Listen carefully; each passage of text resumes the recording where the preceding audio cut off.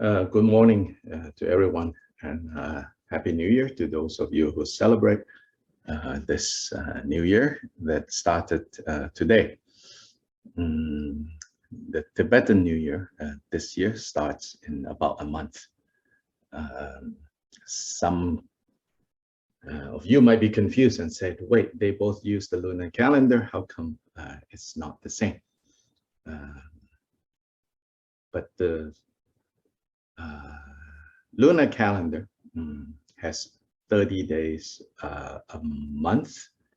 So that means every year there's 360 days. And as we know, it's about 5+ days less than the solar calendar.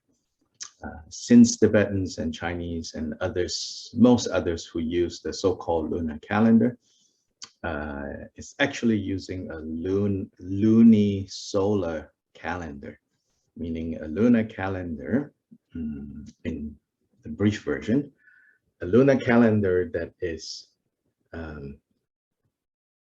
stabilized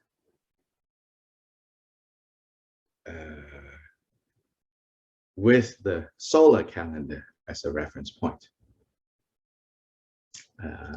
And therefore, every 4+ years, an extra month has to be introduced. So like a leap year in the Tibetan or Chinese calendar has a whole extra month, not just one day, because they have to compensate for 5+ days each year, as opposed to our purely solar calendar only has to compensate for a few hours. So every 4 years, right? In a leap year, in February, you have 29 days instead of 28. But in the various lunar calendars, so-called lunar calendar, they have to introduce a leap month. So the Chinese and the Tibetan calendars are different because of when they introduced the leap month. So this year, they are a month apart. Short version.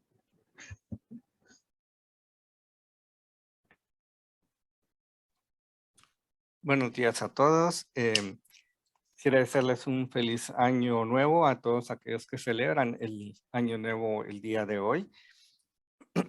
Este año nuevo es el que se celebra ahora mismo en China y en otras partes, y es diferente al que se celebra en Tibet. En Tibet se va a celebrar el próximo mes, y aun cuando ambos calendarios, tanto en China y en otras partes como en Tibet, son calendarios lunares, eso quiere decir que tienen meses de 30 días y por lo tanto cuando hay una diferencia con el calendario solar, entonces esos 5 días adicionales, pues esa diferencia se compensa al añadir un mes cada cierto número de años. Entonces, eso es lo que se conoce como un calendario lunisolar. Entonces,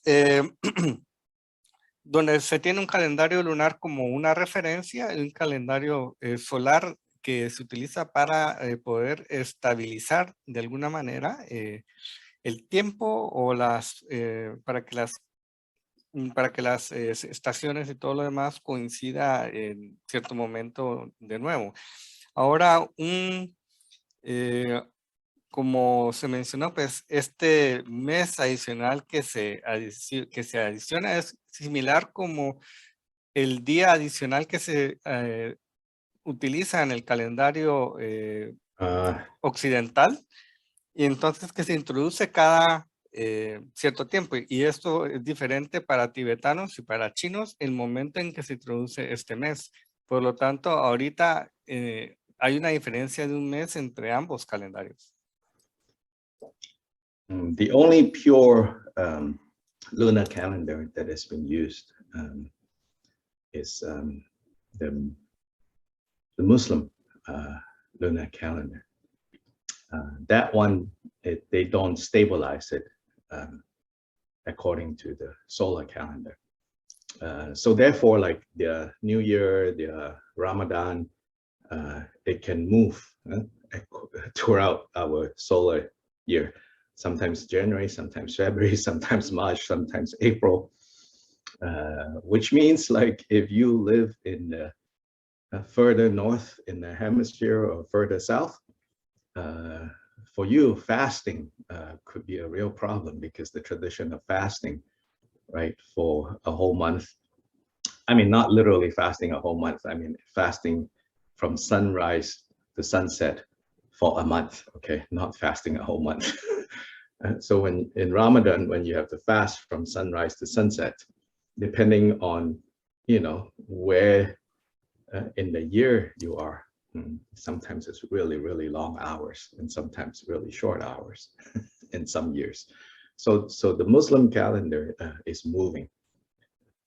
Sometimes Ramadan is January, sometimes February, sometimes March, sometimes April, sometimes May, sometimes June. So that's the purely lunar calendar. El único calendario lunar que es puramente lunar es el calendario musulmán. Aquí el año nuevo puede ocurrir en enero, febrero, marzo, abril, etcétera. No hay un ajuste. Y esto pues es un problema cuando si uno vive más hacia el norte o más hacia el sur del planeta, debido a que en el mes de Ramadán el ayuno que se realiza es del amanecer hasta el atardecer.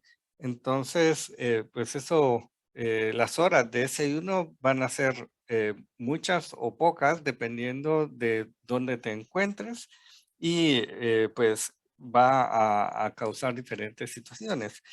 El único calendario puramente lunar es el que se utiliza en el mundo, es el musulmán.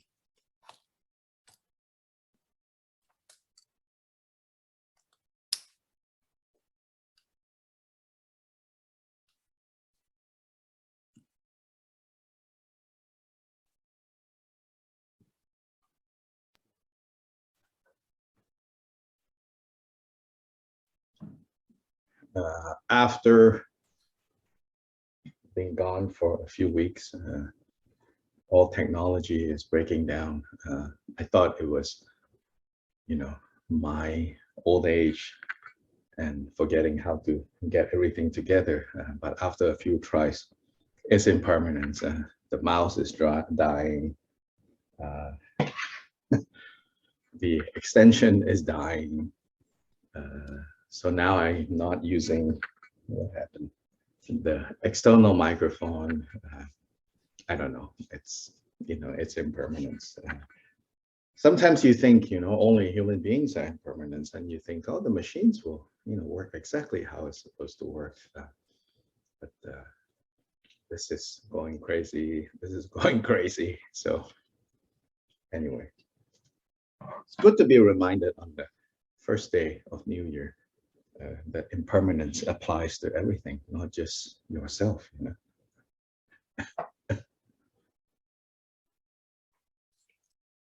Después de haber estado ausente por algunas semanas, pues yo pensé que bueno, estos problemas que estaba teniendo eran debido a que tal vez me estaba haciendo mayor, pero pues resulta que es la tecnología que me recuerda o nos recuerda acerca de la impermanencia, la pura impermanencia. Ahora el ratón no funciona, la batería tampoco funciona, el micrófono que estoy usando no es el que estaba usando anteriormente, y pues a veces nosotros pensamos que las máquinas tienen una duración mayor cuando lo comparamos contra los humanos, pero resulta que no es así.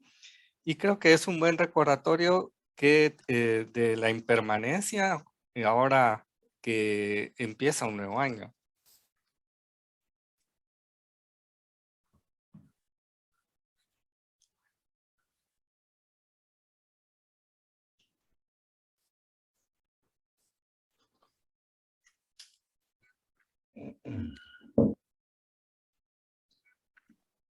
So let us begin with the verses, with the words for generating aspirational and action bodhicitta. Vamos a empezar con These los words, versos. just as a reminder, were words that Kyopa Jigten Sungen, founder of Gyugun Kagyu, used. Vamos a empezar con las plegarias de apertura, con la plegaria de la intención altruista, las plegarias que compuso Kyopa Jigten Sungen. So Kyopa Jigten Sungen taught his students to briefly, kind of as reminders of the two bodhicittas, he used these words. And so here you'll see the elements, the key elements of what bodhicitta is. Y Kyopa Jigten Sungen enseñó con estas plegarias las dos bodhicittas, es como un recordatorio para sus discípulos, para que puedan ver los elementos clave de los que consiste las dos bodhicittas.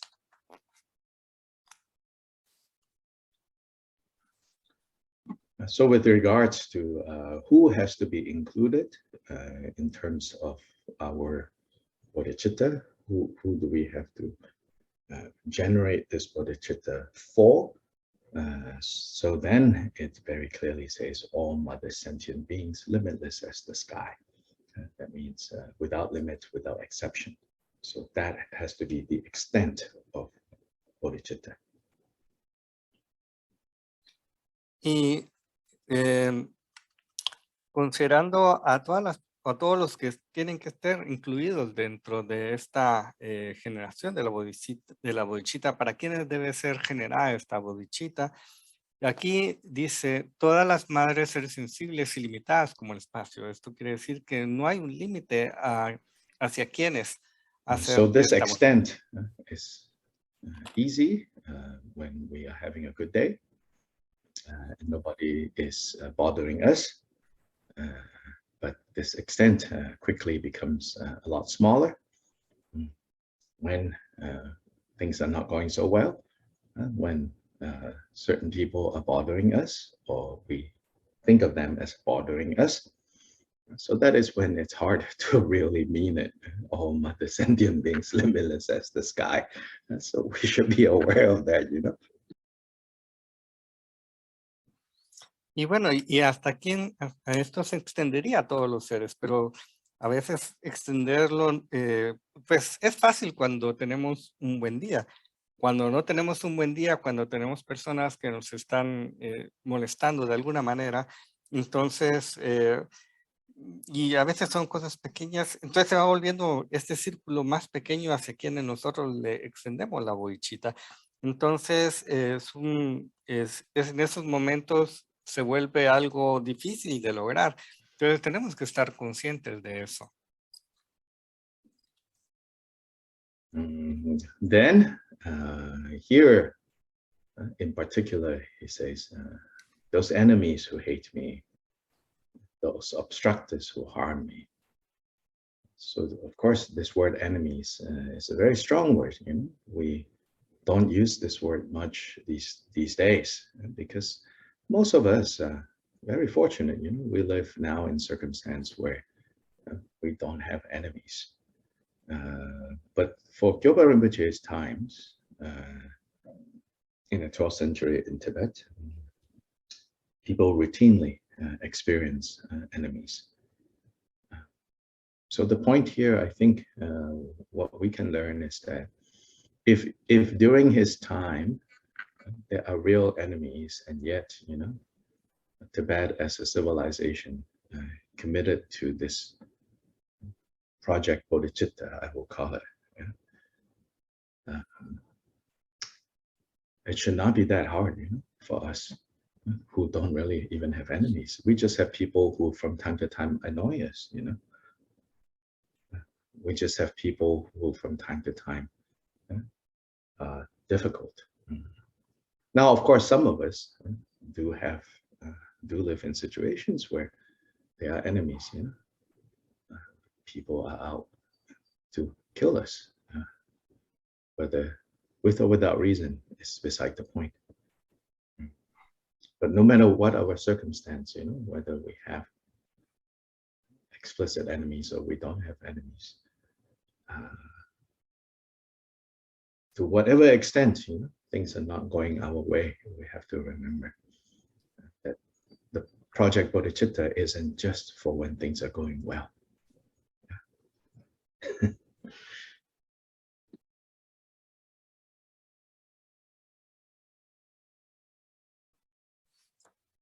Y pues en particular en la segunda línea dice, especialmente los enemigos que me odian. Aquí, pues por supuesto ahora acá para nosotros la palabra enemigos es algo que suena muy fuerte y pues bueno, también en nuestros días es algo que nosotros no vivimos, pero tenemos que pensar que en los días de donde Kyopa Jikten Sungon vivió, pues la gente tenía enemigos verdaderos, eran enemigos pues que podían causar algún daño con una malevolencia, ¿no? En Tibet, pues esto era muy común, pero en esos momentos podemos ver que ellos estaban comprometiendo a este proyecto de la bodhicitta. Entonces, pues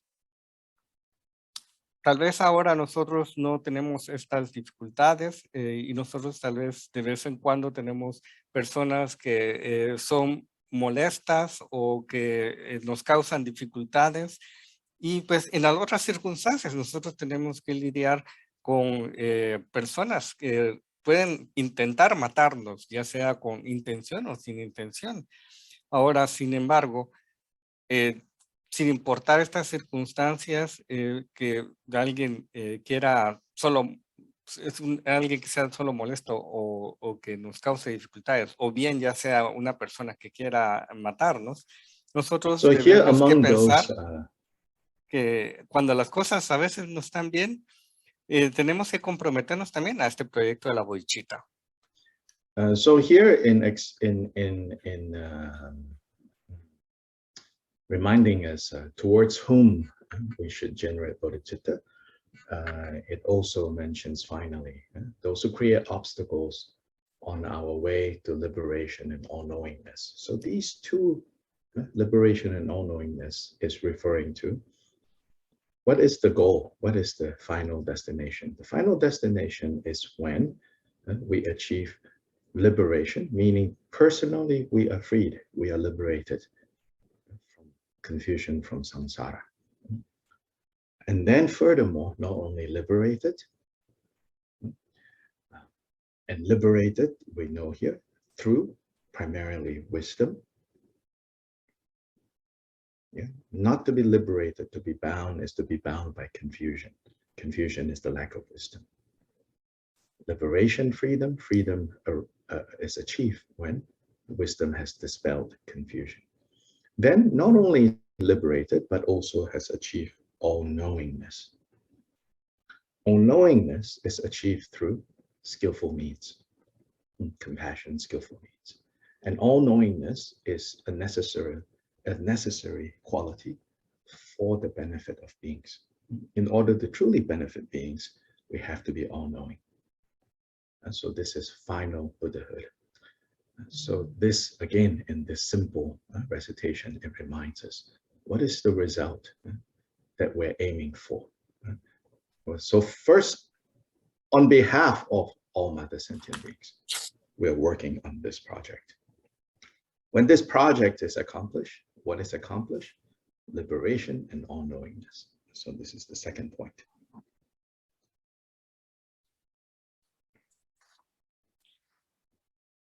Y en la tercera línea nos dice, y aquellos que obstaculizan mi progreso hacia la liberación y la omnisciencia. Entonces acá, pues está también refiriéndose a lo que son los objetivos finales, que son la liberación y la omnisciencia.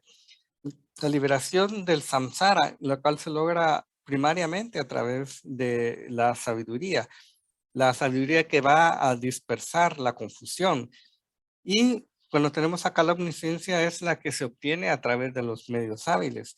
Y la omnisciencia es necesaria para el beneficiar a todos los seres. Entonces acá lo que tenemos es un recordatorio tanto en estas tres líneas de las personas hacia quienes está dirigida estas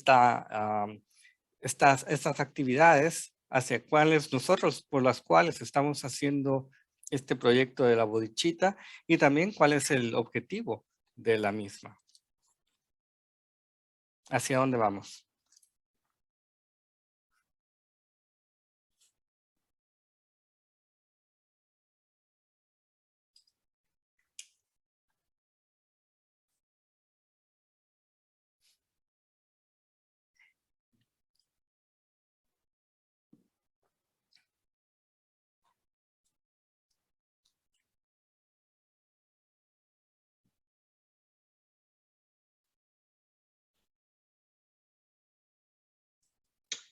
Then there's a third point. Yeah? A third point in this simple opening recitation. And the third point is then how? What do we cultivate? Right? What we cultivate then is love, compassion, and what is sometimes called bodhicitta. Bodhicitta in different contexts, and they're slightly different emphasis. Here it says, if you look at the words, it says, may they experience happiness. That is referring to metta, loving kindness. Be separated from suffering. That is referring to karuna, compassion. And then the third, I will quickly establish them in the state of the most perfect and precious bodhi. And that is the third element. These three comes together is what we are cultivating. In other words, on the basis of immeasurable love, immeasurable compassion, we now aspire, we now vow to quickly elevate, establish them is a literal translation. But I think more to get the spirit of what is being said is to elevate them into this state of the most perfect and precious body. So this is what the practice consists of.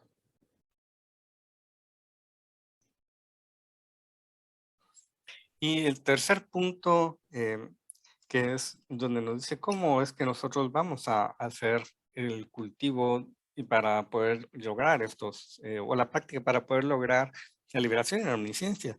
Entonces, que está compuesto de diferentes elementos. Está compuesto de lo que llamaríamos el amor, de la compasión y también de lo que sería una aspiración. La meta, karuna y este otro tercer elemento, en donde nosotros vamos a tener esto es lo que nosotros vamos a cultivar. En la primera parte donde dice que experimenten felicidad, eso es el amor, y que se separen del sufrimiento, eso es la compasión. Y el tercer elemento donde nosotros tenemos un voto en que decimos rápidamente los estableceré en el estado insuperable, perfecto y completo del preciado despertar, es decir, los elevaré hacia ese estado.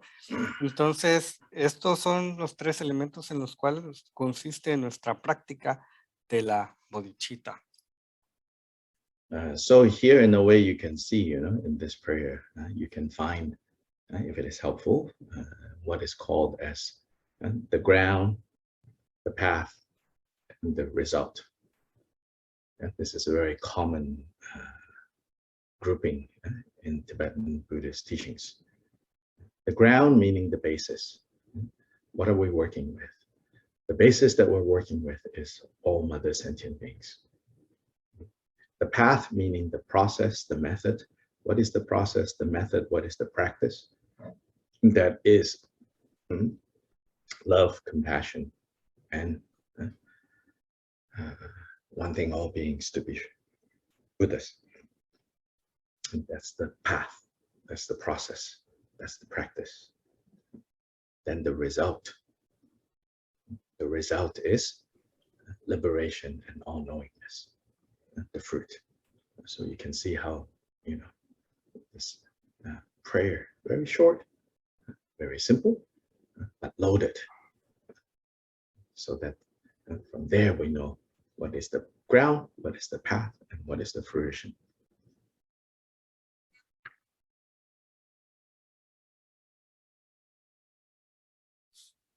Y aquí podemos encontrar lo que se llama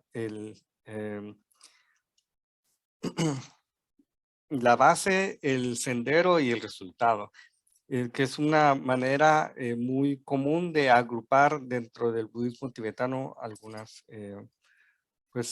nuestras prácticas. Entonces aquí lo que tenemos como la base es la base. En este caso, la base son todas las madres seres ilimitadas como el espacio hacia quienes dirigimos nosotros nuestra mente. Y el sendero es el método, el proceso, la práctica, que en este caso es la compasión y el deseo de que todos los seres se conviertan en Budas. Y el resultado, que es la liberación, la omnisciencia, eso es lo que también es el fruto. Entonces, así es como nosotros utilizamos, con esta plegaria tenemos estos tres elementos.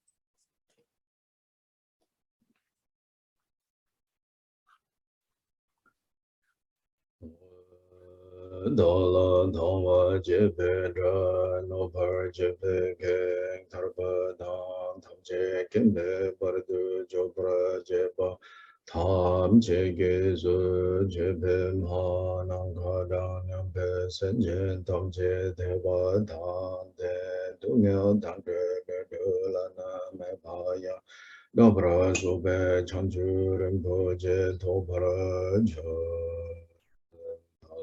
Tawa Jebe Dra Nopar Jebe Ge Tarpa Dan Tam Je Gembe Bardu Chopra Jeba Tam Je Ge Su Jebe Ma Nang Ka Dang Nyam Pe Sen Chen Tam Je Deva Dan De Du Mya Dan De Du La Na Me Pa Ya Dabra Sobe Chanju Rinpo Je Topar Jo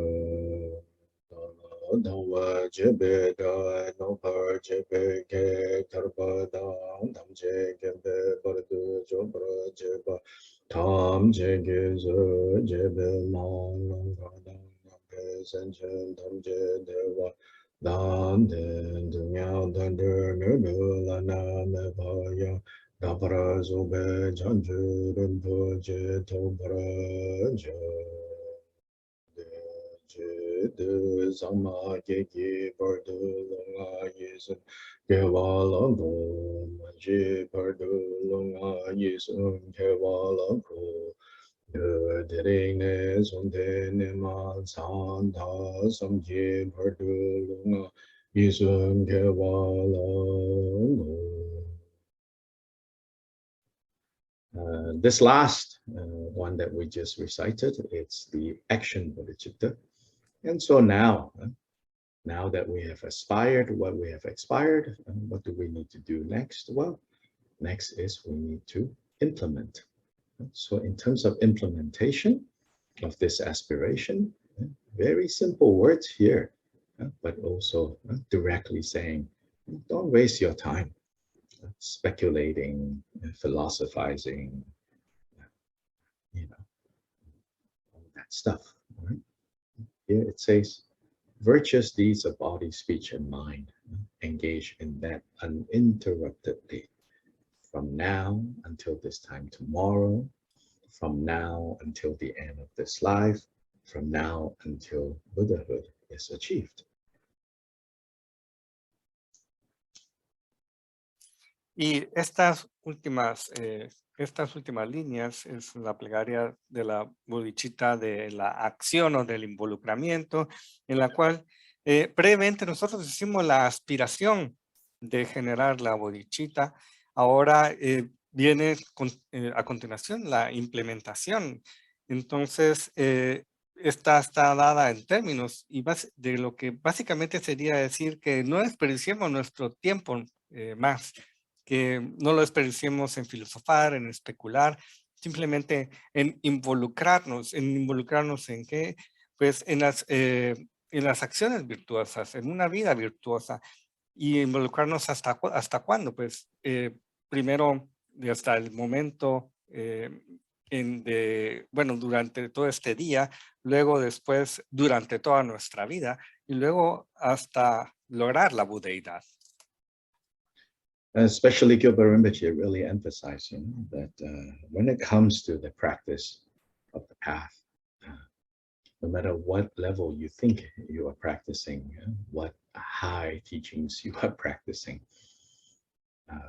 in all the so-called 3 trainings, equally they're about a single point, which is the single point of giving up, getting rid of, stop engaging in the 10 non-virtues in general, but of course, there are many, many more sneaky forms of non-virtue, but summarized by the 10 non-virtues, and then by cultivating the 10 virtues of body, speech, and mind. Basically, this is all. Like whether you say you are Hinayana, Mahayana, Vajrayana, no yana, beyond yana, fourth yana, all these fancy terms. It's simply to be done with the non-virtues of body, speech, and mind.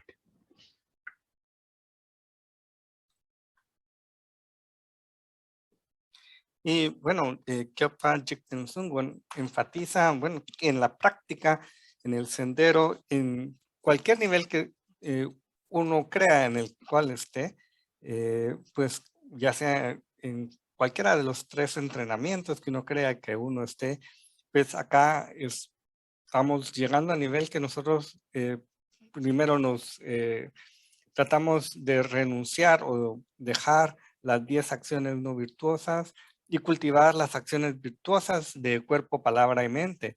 Y aún cuando nosotros digamos que estamos en el Hinayana, en el Mahayana, en el Vajrayana, en el Tetrayana, en el Quintayana, el cual yana que ustedes crean, aquí Kipa Jigten Sungwon enfatiza que lo primero es dejar de una vez todas las acciones no virtuosas y generar las acciones virtuosas, involucrarse en las acciones virtuosas.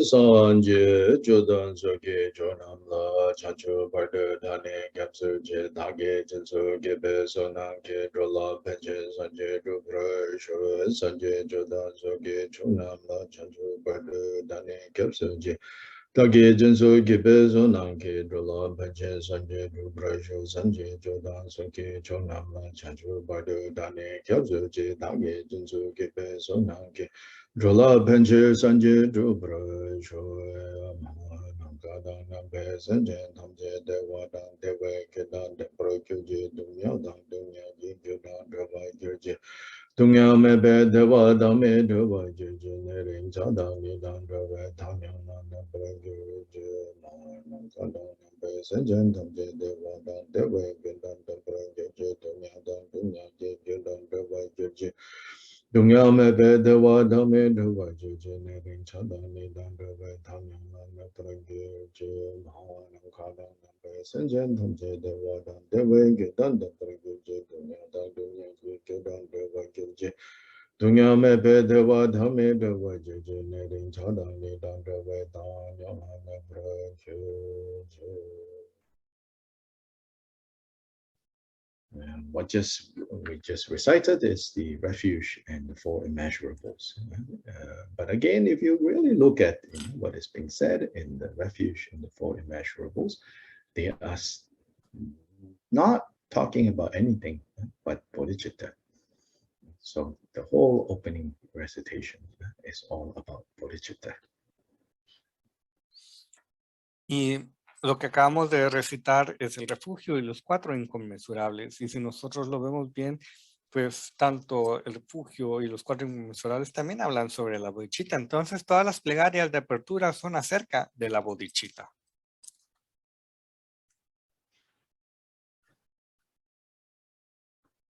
Now the sevenfold, the seven branch puja, so in the different languages that is available, I will say this in English. Ahora vamos a recitar las 7 ramas, cada uno en su idioma.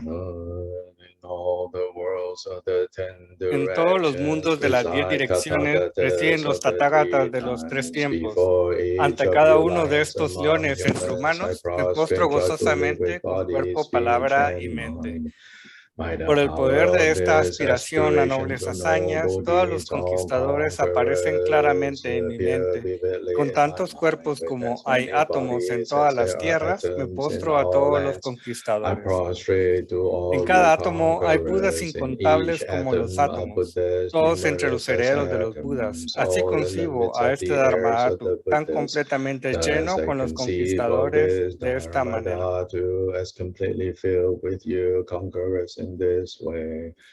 Con infinitos océanos de alabanza y océanos de diversas melodías, canto las cualidades excelentes de todos ustedes los conquistadores y los alabo a todos ustedes venidos.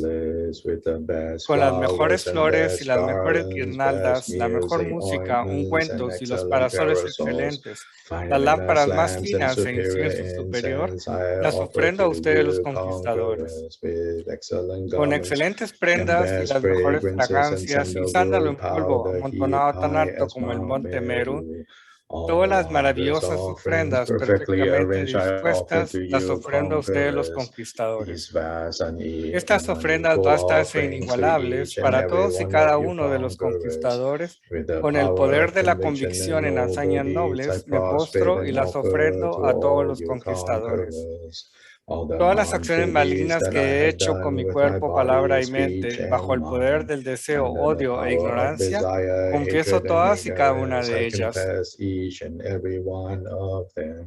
Me regocijo en todas las hazañas meritorias de todos los conquistadores de las 10 direcciones y los herederos de los Budas, percatadores solitarios, oyentes aún entrenando y más allá, y en todos los transmigradores. Ustedes quienes son las lámparas de los mundos de las 10 direcciones, quienes han obtenido la omnisciencia de los Budas a través de las etapas del despertar.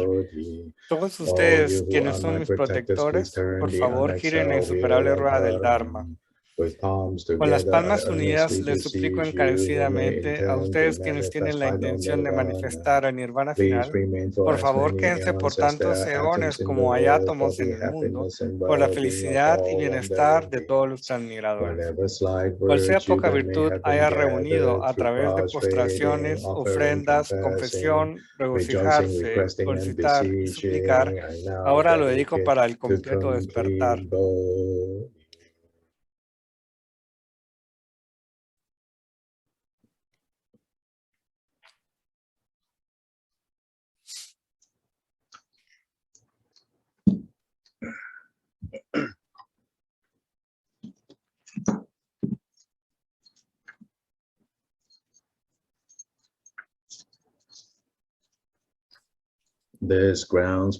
Esta tierra rociada con aguas perfumadas y decorada con flores, adornada con la suprema montaña y los 4 continentes, visualizándola como una tierra búdica, que a través de ofrendarla todos los transmigradores la disfruten como una tierra pura.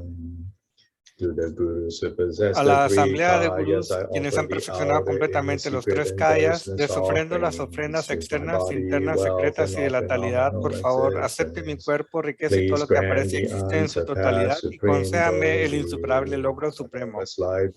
Cual sea poca virtud haya reunido a través de postraciones, ofrendas, confesión, regocijarse, solicitar y suplicar, ahora lo dedico para el completo despertar. Mandala Pratijaso. Por favor, gira la rueda del Dharma de los vehículos mayor, menor y común, de acuerdo con la intención de los seres y según sus distintas capacidades.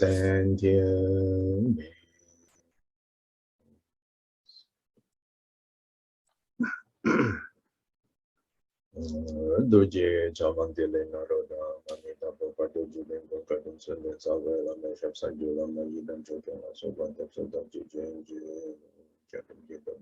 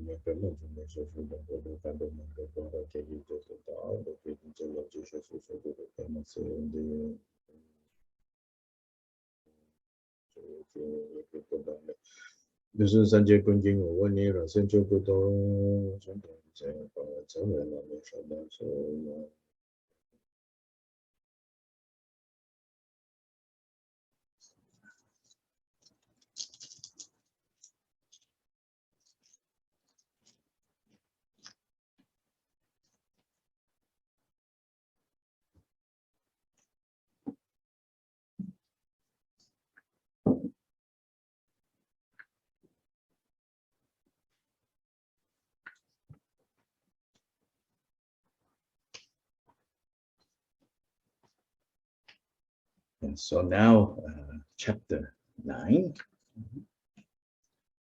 beginning of chapter 9. So on verse 3, Shantideva says, we can divide this world into the humans in this world into two groups. Those who are practitioners, he calls them yogis, and those who are ordinary people. Then, with regards to that, practitioners should have insight as opposed to common people.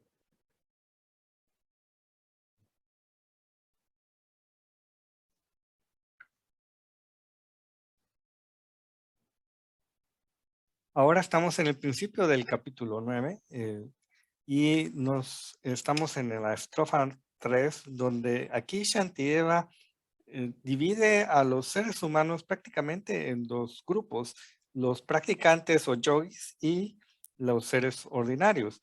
Aquí los practicantes o yogis tienen alguna capacidad de poder ver más allá en oposición a lo que los seres ordinarios pueden hacer. I think it's worth noticing that here he is not dividing it in terms of saying there are sentient beings and there are Buddhists, awakened ones. Here he's saying there are ordinary beings, common people, and then there are those who practice the Dharma. So this is relevant to us. And he reminds us, he says, then in terms of what ordinary beings are capable of seeing and what Dharma practitioners should be capable of seeing, there is a difference.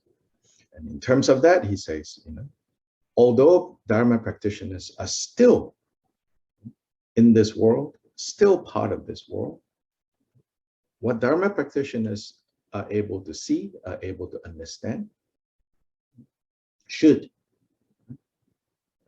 be superior to what ordinary people see and understand.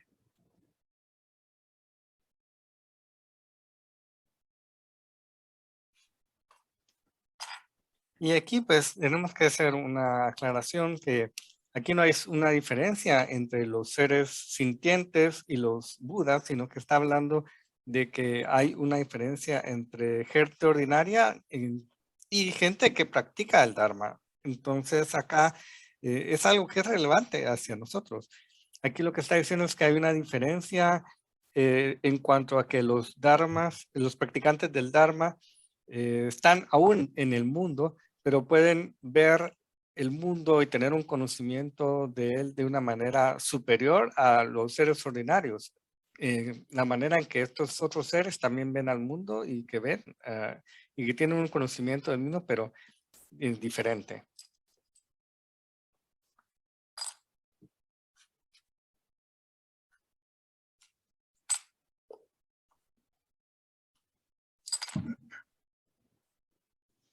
This is not said, to encourage pride. This is a reminder to us, that we cannot as Dharma practitioners, we cannot share the same view as ordinary people, ordinary folk. We have to remind ourselves, wait, we cannot think this way, we cannot act this way. This is the way of the world. This is the confused way that we have to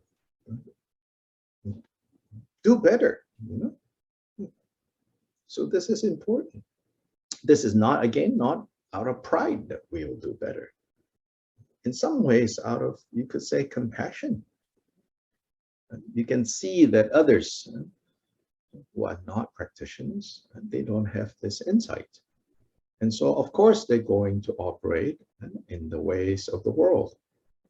But we, as Dharma practitioners, he says here, the views of ordinary, in the translation that I have, it says, in this regard, the line 3 and 4 of verse 3, in this regard, the views of ordinary folk are undermined by yogis, by practitioners, even though yogis are still part of this world. Y pues esto no está siendo dicho para poder animar o para poder promover el orgullo. Es simplemente un recordatorio que nosotros no podemos de alguna manera comportarnos, compartir los mismos pensamientos, actos, porque están basados en la confusión. Nosotros de alguna manera deberíamos ser mejor que eso. Y entonces no hacer esto debido al orgullo, sino que en muchas maneras que venga de la compasión, que nosotros podamos sentir compasión hacia los otros seres ordinarios que tal vez no tienen la misma visión que nosotros poseemos. Y en las dos últimas líneas del verso 3 dice, los puntos de vista de la gente corriente son invalidados por los de los yogis que aún están en el mundo. Entonces, pues acá esto va no por orgullo, sino por compasión.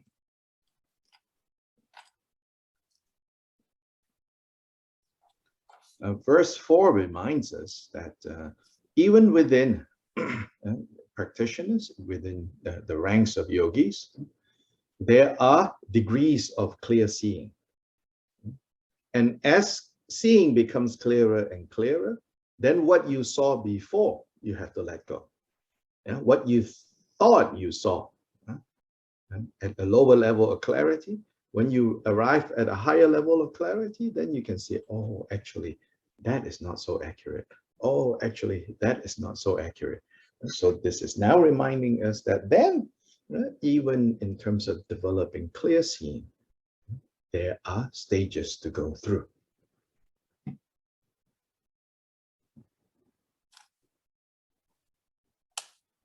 Y en el verso 4, en la estrofa 4, pues acá nos habla de que hay diferentes niveles de ver claramente.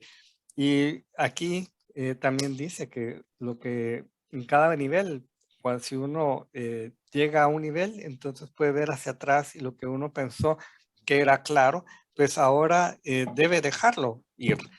Entonces, que hay diferentes etapas de claridad por las cuales ir pasando.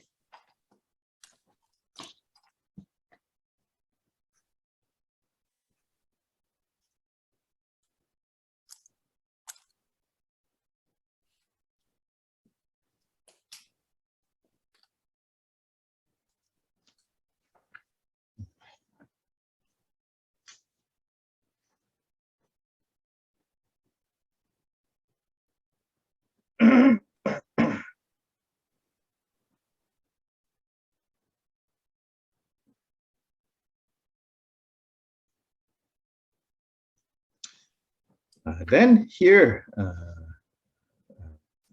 the second part of verse 4, it says, by means of the examples that the yogis and worldly both accept, and for the sake of the result, analysis is left aside.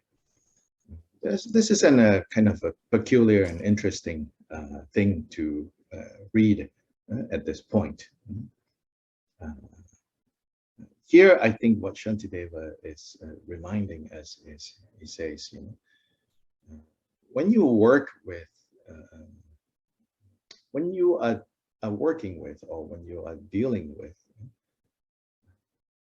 ordinary sentient beings, or beings with lower levels of insight, you have to begin, in such a way that are based on what they are seeing. Yeah. And so my understanding of what it's saying here, right, in this verse 4, last two lines, analysis is left aside. It's saying you have to first leave aside kind of the analysis that he will use. He will use later on. But he says, as a starting point, when we are dealing with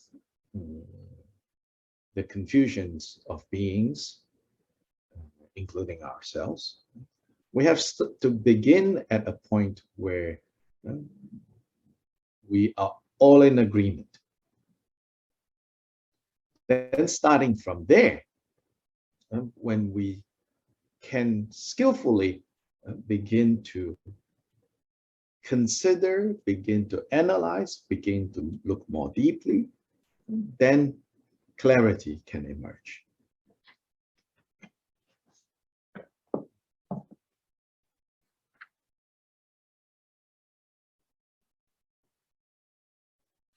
Y en la segunda parte de la cuarta estrofa, donde dice, por medio de ejemplo que tanto los yogis como la gente corriente aceptan y que a fin de conseguir el resultado se dejan sin analizar.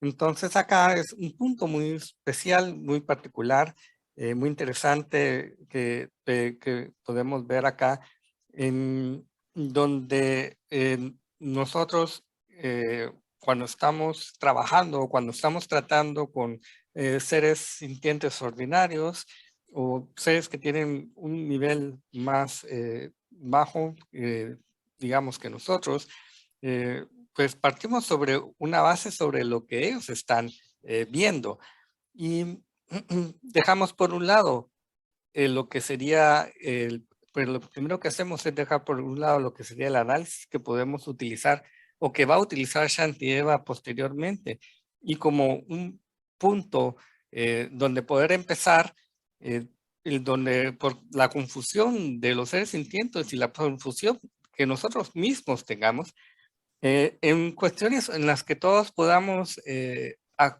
estar de acuerdo. Y a partir de ahí empezar con las consideraciones, con el análisis, con el mirar más profundamente las cosas, hasta que después de hacer todo esto podamos alcanzar claridad.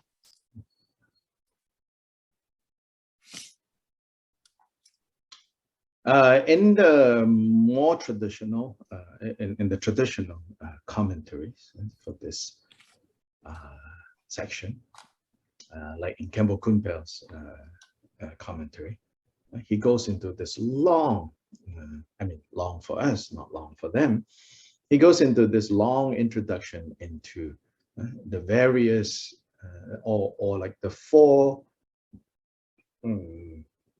major Buddhist philosophical traditions called Vaibhashika, Sautrantika, Chittamatra, and Madhyamaka in Sanskrit.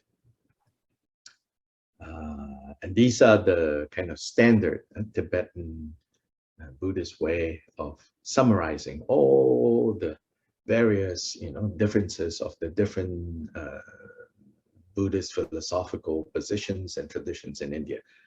In India itself, there's definitely more than these four. But as a way to kind of summarize and as a way to kind of generalize, like then the Tibetan scholastic tradition says, that in ancient India, among the Buddhists, these are the four different positions. These are the four different philosophical traditions. and they arrange it in such a way that correspond with what they see as an increasingly more and more subtle, in other words, more and more clear understanding of things.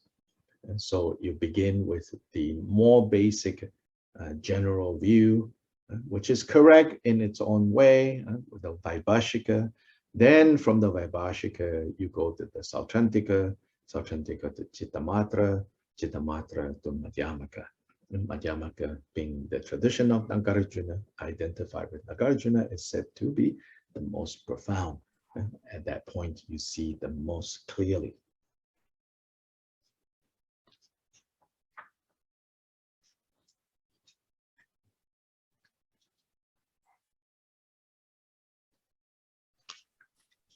Y aquí en los comentarios tradicionales, así como el de Khenpo Kumpel, aquí usualmente se introduce a la audiencia a los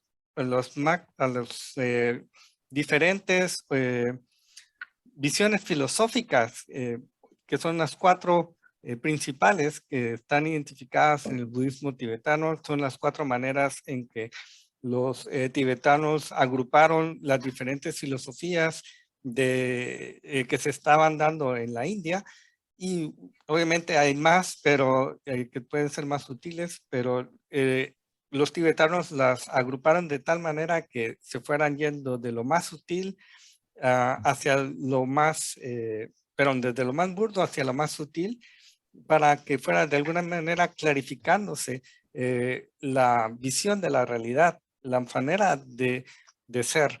Estas son las escuelas vaibhashika, sautántrica, Chittamatra y Madhyamaka. Y la última, la Madhyamaka, es la que, llegando con Nagarjuna, es la que se considera la más profunda, donde se ve más claramente, donde hay una mayor claridad.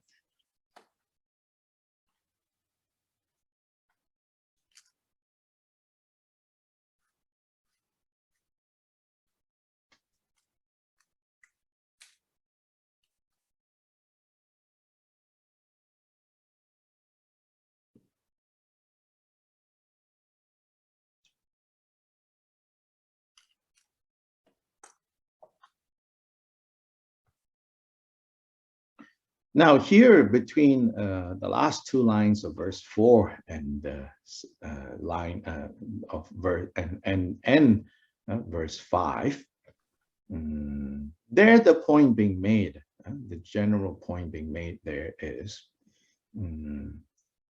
both ordinary beings and practitioners and yogis, both are in agreement. Or at least we can say we don't need to fight over the fact that when you don't think too much about it, meaning you don't analyze, you don't look deeper, what appears to exist, both for practitioners and ordinary beings, we can agree on, yes, yes, there's this house, yes, there's this car, and inside this house, there's like this sofa, there's this table, and there's this chair. There are these cups, plates. There's so both, right? Untrained ordinary beings and Dharma practitioners. This is not where they disagree. And this is also not where they need to disagree. Where we disagree is that for practitioners, for Dharma practitioners, for true practitioners, for yogis, although we perceive these appearances clearly and as concretely as ordinary untrained beings perceive this, for yogis, we know that on the appearance level, these things are real. On the appearance level, on the surface level, they are real. But this reality is only skin deep, as we say. It's only on the surface. Only on the surface, they appear very real. They appear very stable. But in fact, they are fragile, they are interdependently arising, and therefore they lack substance. They lack substantiality. They lack, quote unquote, reality. Therefore, they are unreal.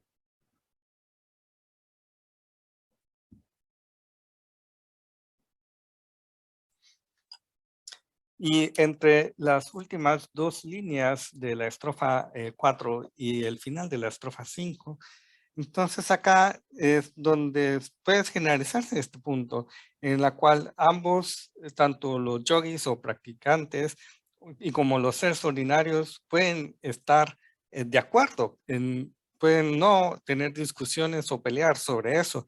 Y podemos decir que ambos, que esto es una casa, que aquello que está ahí es un carro, que aquí esto es un sofá, que aquí hay una mesa, que aquí hay una silla, que aquí hay tazas, que aquí hay platos.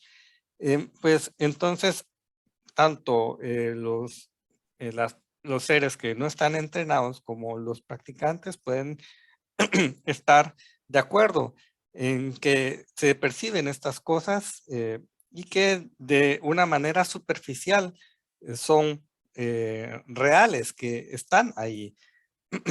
Pero para los que somos yogis o practicantes, nosotros podemos decir que aunque nosotros conocemos estas cosas como reales en apariencia, en manera superficial, pero que reconocemos que es así, que solo es en la superficie, que realmente lo que otros aprecian que es estable, que es real, nosotros podemos ver que es frágil, que carece de sustancialidad, que carece de realidad, que es un surgimiento dependiente.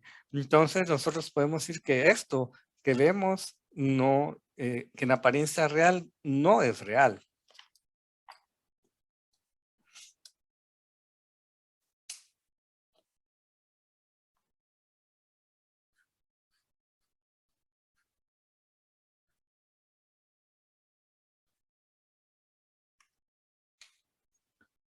So verse 6, Shantideva says, for example, then, forms and so forth. And so forth here means forms referring to what the eyes see.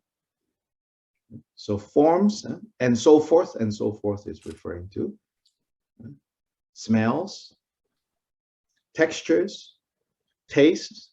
So in other words, what our senses perceive. Y en This,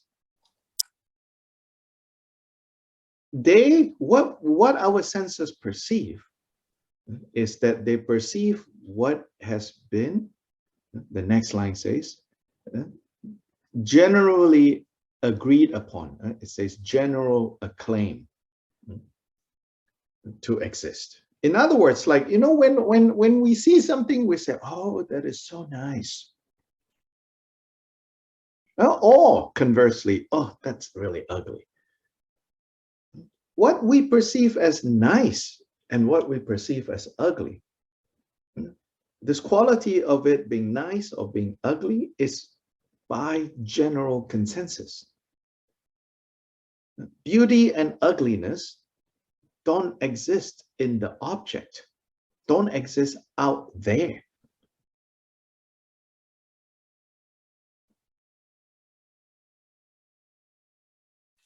Y la estrofa 6 habla cuando dice las formas y demás que todos percibimos. Aquí cuando habla de las formas es lo que el ojo puede ver. Y lo que dice demás se refiere a los olores, a las texturas, a los sabores, etcétera, que son lo que nosotros podemos percibir. Y es lo que nosotros generalmente podemos puede estar de acuerdo con los demás. Entonces, en la segunda línea dice, existen por acuerdo general, no por un conocimiento válido. Entonces, acá lo que quiere decir es de que cuando nosotros vemos y lo que está afuera, nosotros lo percibimos de cierta manera y decimos esto está muy bien o eso es muy feo. Lo que nosotros percibimos es una cualidad que es generalmente algo en la cual hay un consenso general y que no existe desde su punto de vista, ¿verdad? Digamos que esa cualidad no existe, no es real en el objeto, es algo que nosotros le atribuimos al objeto. And no better way to kind of illustrate this point than to go to an art museum, you know, a general art museum. So there are all these different exhibits in different rooms, right? If you happen to go with a group of people who are in agreement with you, when you walk into, say, like classical European art, right? You walk into the room, right? And then you look and your group and everyone might be like, oh, this is really beautiful. Then you go into the next room or a next floor, and it's like now modern art, you know, and you're like, oh gosh, what is this? Oh my goodness.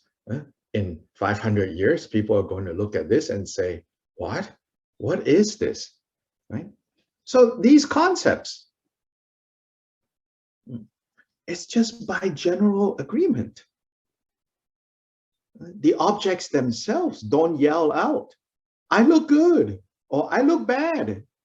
I make sense, I don't make sense. The objects themselves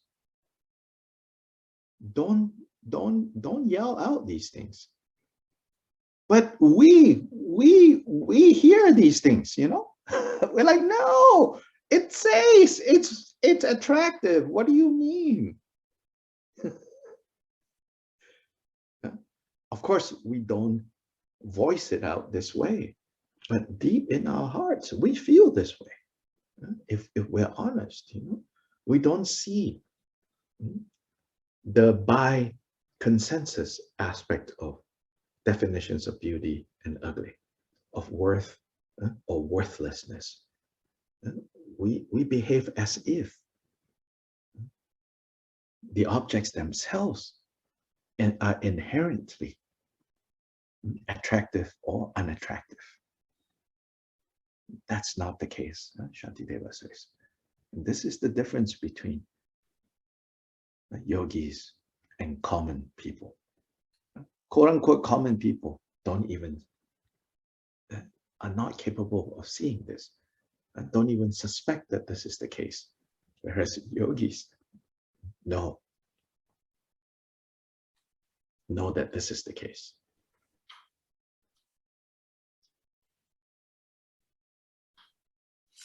Y pues un buen ejemplo que podemos encontrar es cuando visitamos un museo donde hay diferentes exposiciones. Nosotros podemos ir con un grupo que tenga nuestros mismos gustos y que tengamos un acuerdo común entre lo que nos gusta. Y, por ejemplo, entramos en una sala de exhibición donde tienen arte europeo clásico y pensamos, esto es realmente precioso, es muy bello, es algo en lo cual todos están de acuerdo, y luego después pasan a una sala de arte abstracto moderno y entonces empezamos a decir, bueno, ¿cómo es posible que a las personas les guste esto qué es? Dentro de 500 años las personas van a ver a esto y van a pensar que esto es horrible. Entonces, podemos ver que estos conceptos en ambos casos son de un acuerdo general que tenemos con otros. Y pues realmente pensamos que cuando las obras de arte están ahí, pues ellas están gritándonos a nosotros de vuelta, yo me veo bien o yo me veo mal, yo me veo como debe ser, yo me veo no como debe ser. Entonces, realmente pues escuchamos que los objetos nos dicen esto. Y en realidad pues los objetos no tienen una voz, no nos los pueden decir, pero es la manera en que nosotros sentimos de que es algo que nos pega en la cara, que nos dice directamente todas estas cosas. Entonces, y lo pensamos así y no miramos que es un consenso, que es algo que nosotros estamos atribuyéndoles a los objetos, que los objetos mismos no tienen esta manera inherente de ser malos, de ser buenos, de ser bellos, de ser feos, ¿verdad? Y es aquí donde entonces podemos ver la diferencia entre los yogis y las personas ordinarias. Que los yogis pueden, que las personas ordinarias no ven, que es el caso de que las cosas sean, que lo que estamos viendo tengan cualidades que son acordadas en general, y los yogis sí pueden ver que esas son cualidades acordadas y que no es la realidad.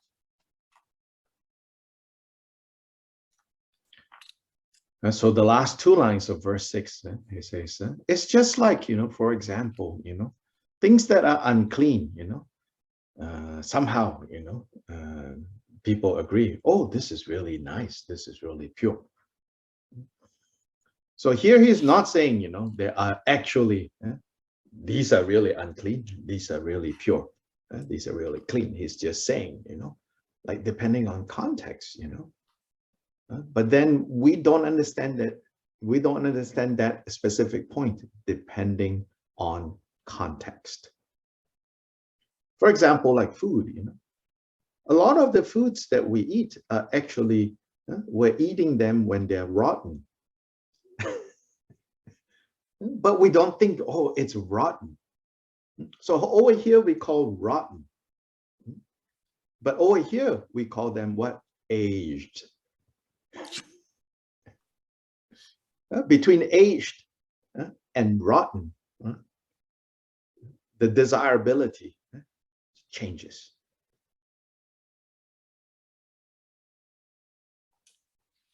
Y las últimas dos líneas que dicen son falsas del mismo modo que, por ejemplo, algo impuro desde el punto de vista común es puro.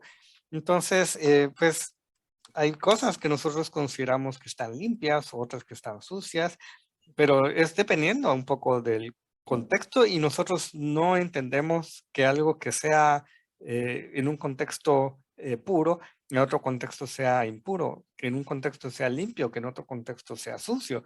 Entonces, por ejemplo, en la comida, pues hay cosas que nosotros comemos y que en realidad podríamos considerarlas que están podridas, pero nosotros no pensamos en ese término, nosotros no pensamos que están podridas, sino que nosotros pensamos que están añejadas, por ejemplo. Entonces, entre estar podrido y estar añejado, pues hay una situación de deseo que está detrás.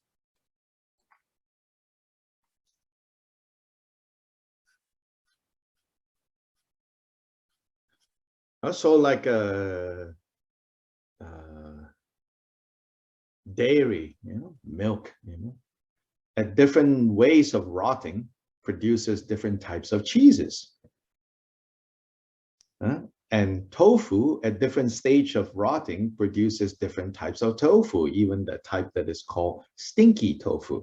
But there are so many places, in Taiwan night market that sells different types of stinky tofu and different levels of stinkiness, which is really delicious to people who like it. So here, Shantideva is not saying, he's not trying to get you to start a fight between these labels. He's not quarreling with the labels. What he is quarreling with, so to say, if we want to say that, is a lack of recognition that these labels are conditional. But we treat these labels like they truly exist out there. And then we quarrel and fight over, my label is more real and accurate than your label.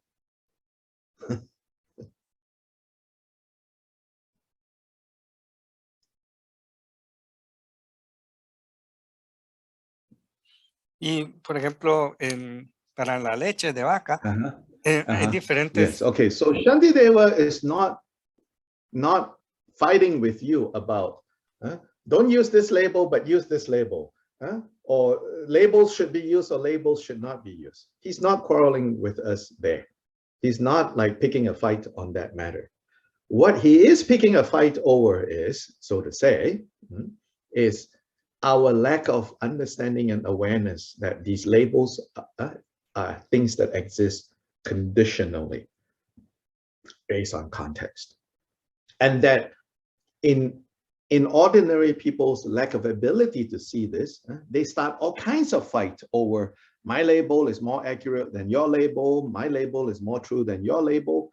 When in fact, what we should understand is all labels are, accurate in their limited ways, and all labels are ultimately inaccurate in many other ways.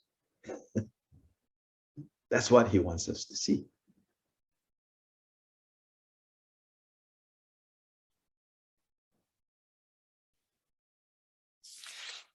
Y bueno, por ejemplo, para la leche de vaca, pues hay diferentes maneras en que el queso se va creando al irlo pudriendo, por decirlo así.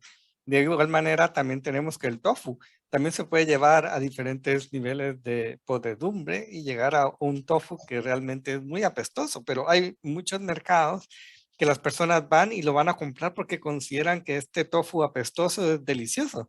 Entonces, para las personas que les gustan, pues es una cosa muy deseable. Entonces aquí, pero vamos a ver que Shantideva acá no está tratando de empezar una pelea acerca de las etiquetas.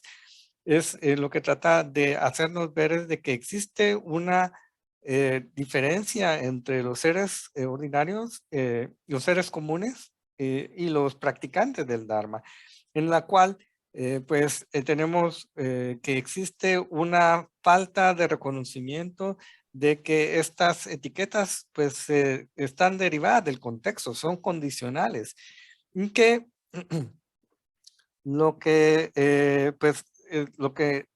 y que no son reales y que tampoco son las más precisas. Y bueno, entonces no está Shantideva tratando de decir, bueno, estas etiquetas, que porque las etiquetas existen, estas etiquetas son malas. Está diciendo de que, pues que lo que nosotros tenemos que ver es de que todas las etiquetas son al cierto nivel precisas, pero que al mismo tiempo al último nivel no son precisas para nada. Y que es lo último, lo cual los yogis se diferencian de los seres ordinarios o comunes.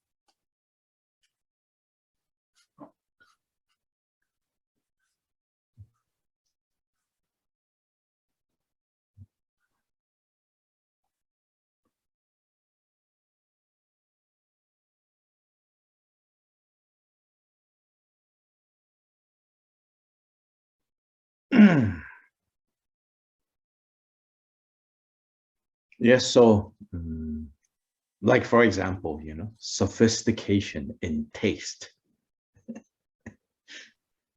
What we call sophistication in taste. That is just, another kind of, from the perspective of yogis, just confused perception.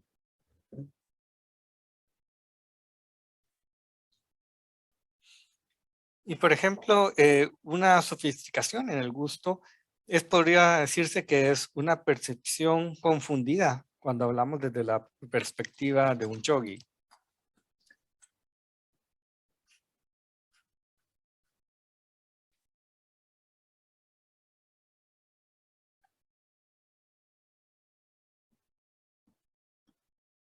I remember many years ago when I just finished my graduate program, my PhD program, and I just finished and I was starting to teach at the university. And then I met someone who also similarly just finished. I think she was maybe 2 or 3 years behind me.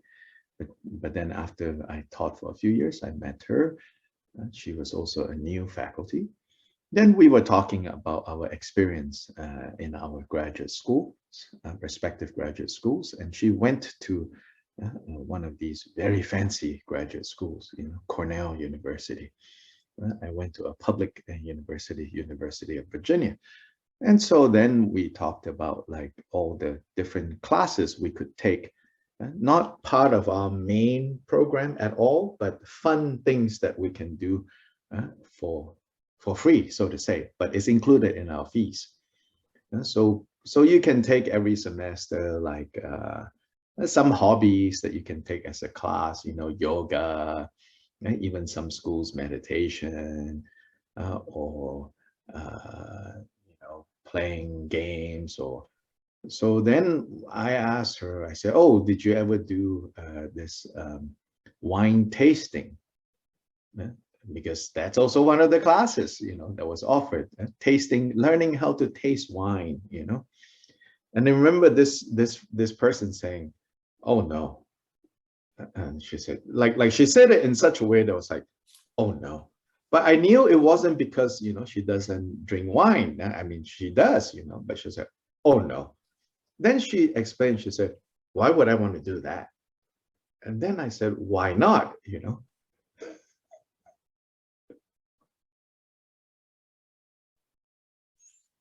Y bueno, recuerda el doctor Lai que cuando él estaba terminando, cuando él había terminado sus estudios de posgrado, cuando había terminado su doctorado, él fue a enseñar a una universidad y después de un par de años, él conoció a otra persona que también era nueva y que también, bueno, siendo nuevos profesores, empezaron a hablar de sus experiencias en sus respectivas universidades. Ella fue a una universidad privada muy prestigiosa que es Cornell, y el doctor Lai fue a una universidad que era estatal, que es la Universidad de Virginia, y empezaron a hablar entre ellos sobre las diferentes clases que habían llevado, pero no las clases académicas, sino las clases que uno toma como diversión, que las diferentes facultades pues proveen a sus estudiantes con este tipo de clases como yoga, algunas facultades pueden dar inclusive meditación, otras de juegos de deportes o lo que fuese. Y pues él le pregunta a ella, bueno, si que alguna vez había ido a estas clases para poder degustar, de degustación de vinos. Entonces ella le dijo, no, ¿cómo crees? De una manera así como, bueno, que pues tal vez ella no era partidaria de eso. Entonces le dice, ¿por qué debería yo asistir a esas clases? Y para el doctor Lai fue algo muy sorpresivo porque él sabía que ella tomaba vino. Entonces, pero ella seguía diciendo, bueno, ¿por qué yo lo haría? ¿Por qué tomaría un curso así? And she said, when I asked why not, and she said, why would I want to go take a class and complicate things? She said, I am very happy drinking my $3.95 bottle of wine. Why do I want to take a class, to supposedly learn about more sophisticated wines? Then now, if I have $5 and I buy my $3.95 wine from Trader Joe's, my happiness is gone because of this stupid class. She said, why would I want to do that? And I thought, oh yeah, that makes a lot of sense. Yeah. Now, when you take that class, you become a more, sophisticated and discerning wine drinker. Now you need $39.95 a bottle. Your happiness have been decreased, 10 times with your $3.95.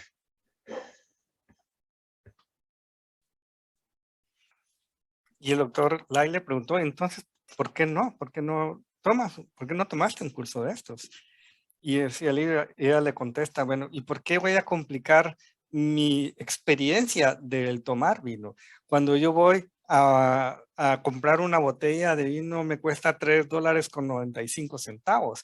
Y esta felicidad pues se iría al carajo si nosotros tomamos. Si yo voy a esta clase en donde te hacen tratar de que tú puedes utilizar tus sentidos para poder discriminar un buen vino de otro, y entonces cuando vas a la tienda, pues ves a los vinos de $35 con 99 centavos por botella, y entonces tienes tus $5 y no puedes comprar, y podrías comprar tu botella de $3 con 95, y entonces tu felicidad desaparece.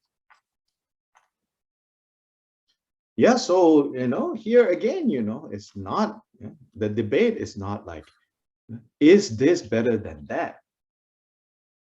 Again, Shantideva doesn't care to argue with you, whether this is better than that, that's better than this. He's saying, can you see how what we habitually label is precisely that? It's our labels.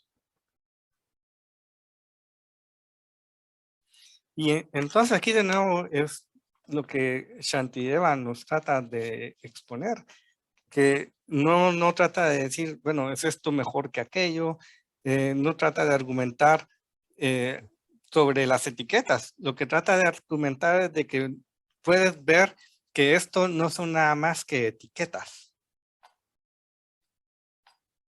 So today we'll stop here. There is the next verse, just kind of as a preview. The next verse goes into this specific term called momentariness. Momentariness means only existing for one moment. So this idea of something only existing for just a moment was taught by the Buddha to help us see the momentary nature of things. But even that, Shantideva wants to push us to see even more precisely that even this idea of momentariness, of that it only exists for a moment, even that moment that we say exists, if we look deeper into it, if we look more closely at it, we cannot even find this moment.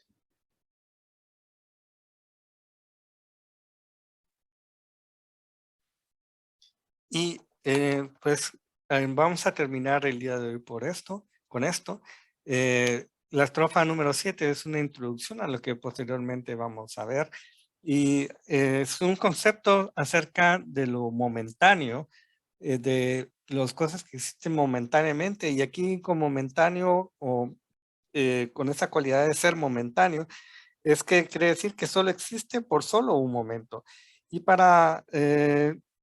acá pues Buda pues nos habla de la naturaleza momentánea de las cosas para que nosotros tengamos una idea sobre su impermanencia, pero también al final cuando vemos más cercanamente este concepto, el Buda lo que también quiere enseñarnos es de que y aún esta misma idea del momento, cuando la vemos, es realmente no podemos encontrarla, no existe como nosotros creemos que existe.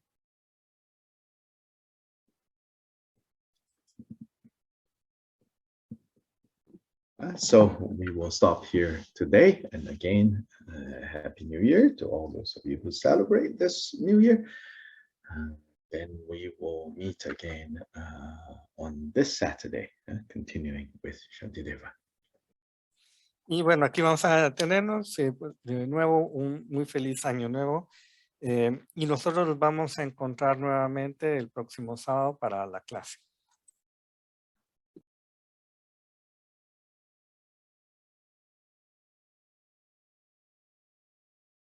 Chanchu Semcho Rinpoche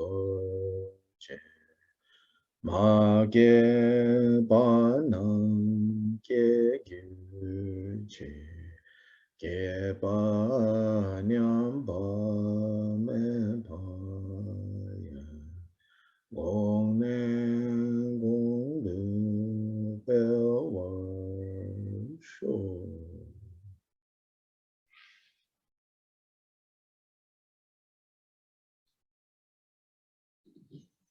Tata, everyone. Bye-bye. Thank you, Dr. Lai. Happy New Thank Year. you. Thanks, Thank Dr. you. Thank Thank Thank you, you. Dr. Lai. Gracias. Adiós. Gracias. Feliz New Happy New Year. Year.